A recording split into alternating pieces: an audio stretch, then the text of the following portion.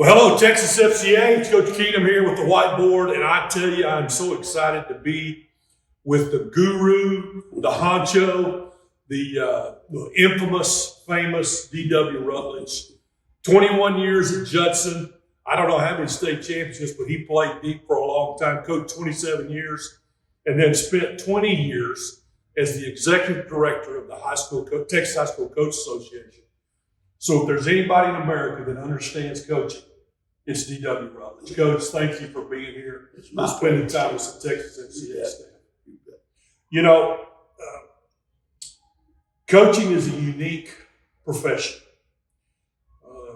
You got to deal with people in the community. You got to deal with mamas and daddies. You got to deal with business folks. You got to deal with kids. You got to deal with the staff. It's a unique world. Help our staff understand the junk, the minutia, the crap that coaches sometimes have to deal with. Well, it's coaching is a unique profession, and it has a lot of demands, but it has a lot of blessings too.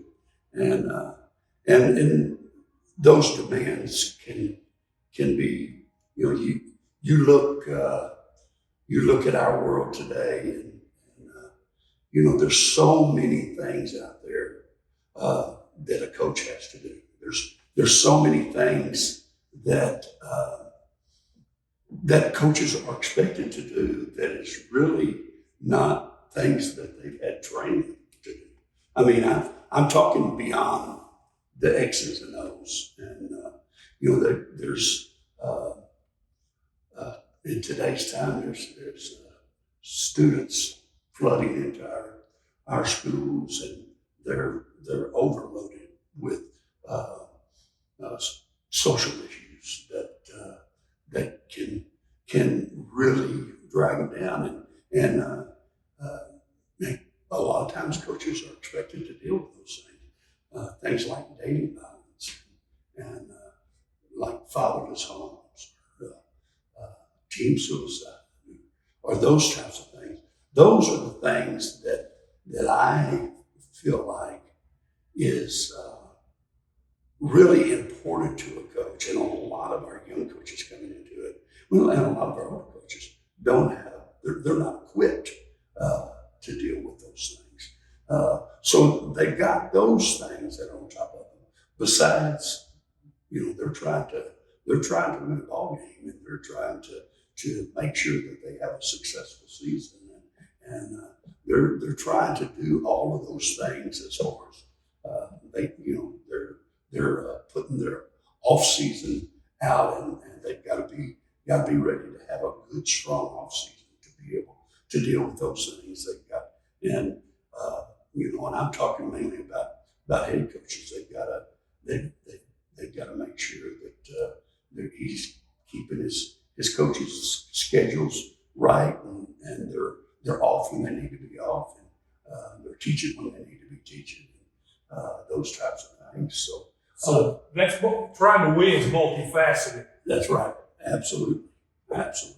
Okay, control your program.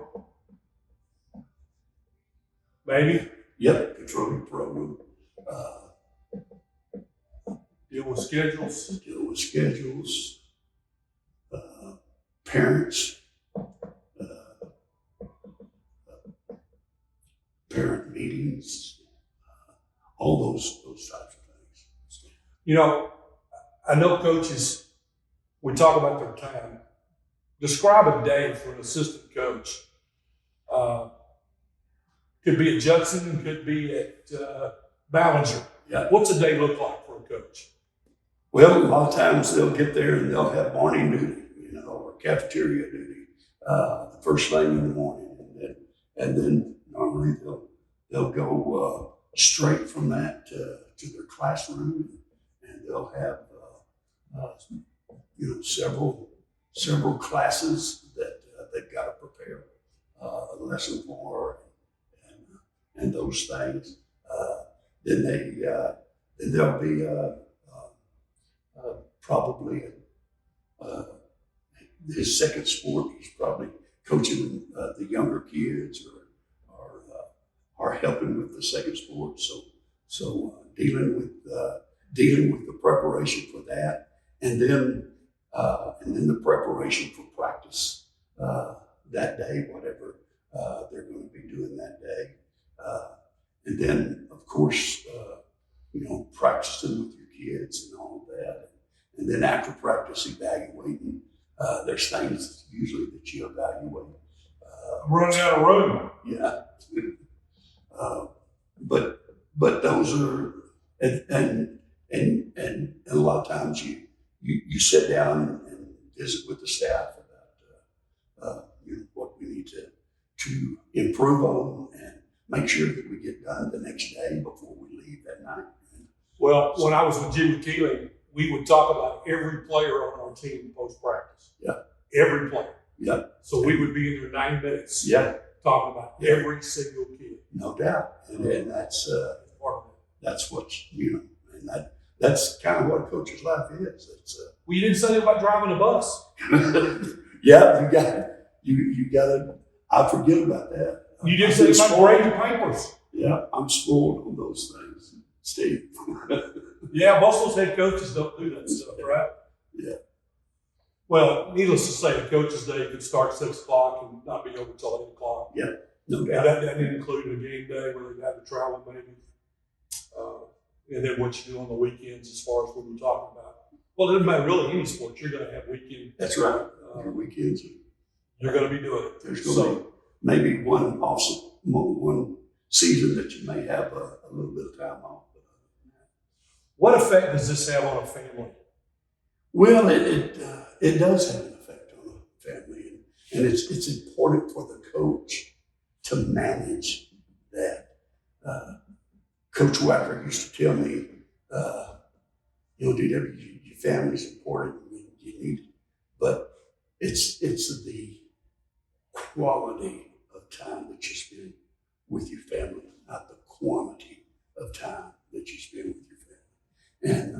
And I think that's another thing that a coach has on his mind, that he wants to have quality time with his kids, where he's teaching the things that he wants his kids to know, and the values and stuff he wants to get out of family life.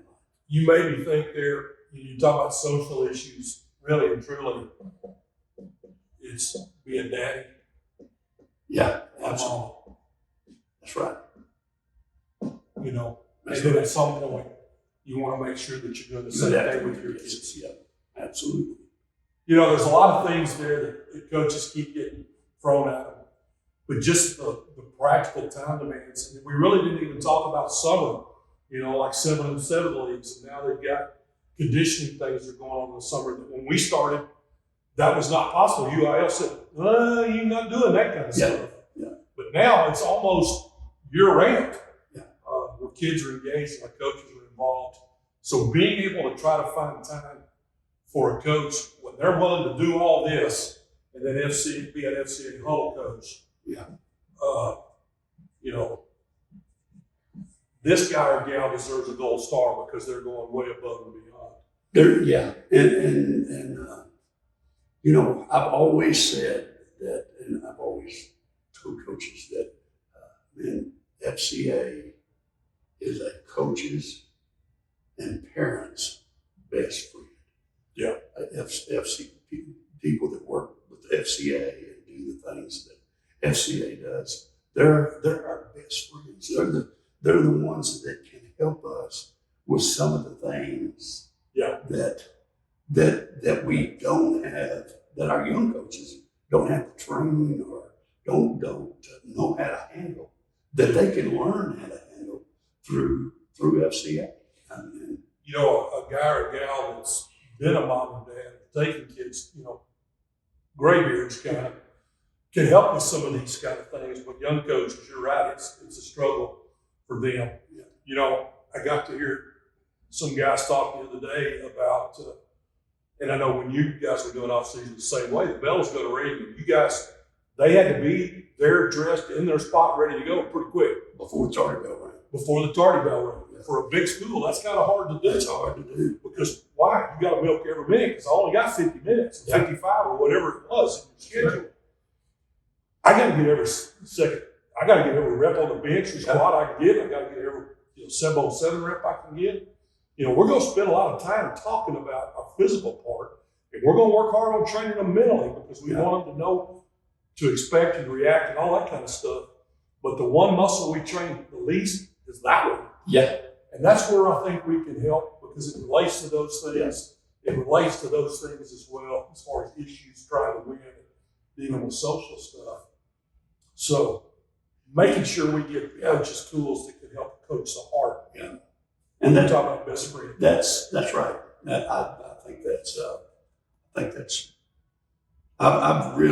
I think I've always so much have appreciated the FCA people that have served the school that I was with because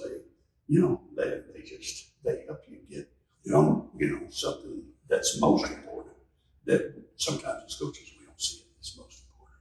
Coach, with all this, especially with the time demands, if you could give our staff a piece of advice about how to best engage with coaches in their world, what would that be?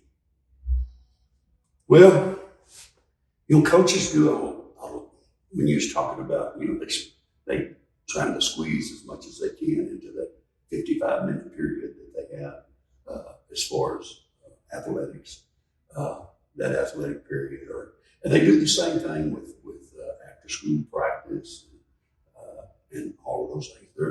They're trying to schedule and, like you said, milk the time out of every minute that they can, which takes a lot of organization and takes a lot of sitting down and thinking through it. And I think a good FCA leader can sit down and help a coach think about and talk about, okay, where can you use, where can you fit FCA? Where can you fit teaching them how to handle the social issues or talking about the social issues that's out there today, or talking about Jesus Christ and how important a role that is in a kid's life, and so many young people that I've seen accept Christ through a FCA meeting or through a FCA worker that's at school and or FCA coach that's at school and you'll just give it to those kids. Based on this, what time of day or time of year would you say would be the best time for the FCA staff guy or get out to try to approach, engage with the coach? As the season is beginning, is not a good time. I don't think. And a lot of times that's when a lot of that stuff bottlenecks together. Yeah, especially in the fall. Yeah. So in the summertime, getting a hold of a coach, usually in my deal, June, I would take off, and then June, after the 4th of July, I was working. Yeah. And so sometime in July, I think is a good time to sit down and visit with them and start talking about some strategies and stuff on how to get plug FCA in. So kids are getting that. One of the things that UIL has done is they have, and I don't know how all the laws and stuff as far as having FCA on campus, but they have created an hour that coaches can do character development and that type of thing, and which would be after school. They can do that after school, and it not count towards their. Is it still 8 hours a week? Still 8 hours a week. It won't count towards their 8 hours. So See, that's something that staff may not understand, that the coaches can spend 8 hours a week outside of school day, not counting competitions. Yep. That's what they can spend in practice during the week, Yeah. any type of preparation, only 8 hours a week. Yeah. So that's why coaches are going to try to milk everything. So that Yeah. extra hour is huge. yeah, I didn't know that. That's Yeah. a great. It a great is. tool. They just passed that a year or two ago. So we need to be able to take advantage of it as Yeah. a staff. You know, I tell our young guys when they were talking about going and meeting coaches, I said, guys, you got to know when their conference period is. And during season, it's got to be this. You take in a case of Gatorade. Coach, we're here for you. If I can pray for you, let me know. Anything you need, and then I'm out the door. Yeah. Because they got other things to worry about. Yeah. Just want them to know we're thinking about them. Yeah. And then maybe Saturday mornings when the film's over and the kids are gone, then go in there, take some hamburgers, Yeah. and hey, don't worry about whether you won or lost, Coach. We just love you. We're proud of you. Yeah. Anything we can do to help you Yeah. is what we want to try. Yeah. Those are great times. And of course the off season. You know, they're busy in the off season, but it's not as busy. You know? Well, if it's a head coach, a head football coach, the fall's really not the time. In spring, they're going to have more flexibility. I know they're going to different stuff, Right. but you're right. That's the off season. Yeah. With the rest of them, you got to be mindful. They say in sport, they have multiple teams during the day, those kind of things. Yeah. And really, when you find the whole coach is doing all these things and doing that too, Yeah. you got to really find ways to love on. Yes, sir. Well, Coach, I know you love coaches. I know you love kids, and I appreciate you taking a few minutes with us. Yeah. We hope we see you at FCA camp this summer. You bet. Texas FCA, I know Coach Rutledge would love to hear from you. I'm throwing it out there, Coach. But he loves coaches. He loves FCA. He wants to do everything he can to see every kid have an opportunity to hear who Jesus Christ is.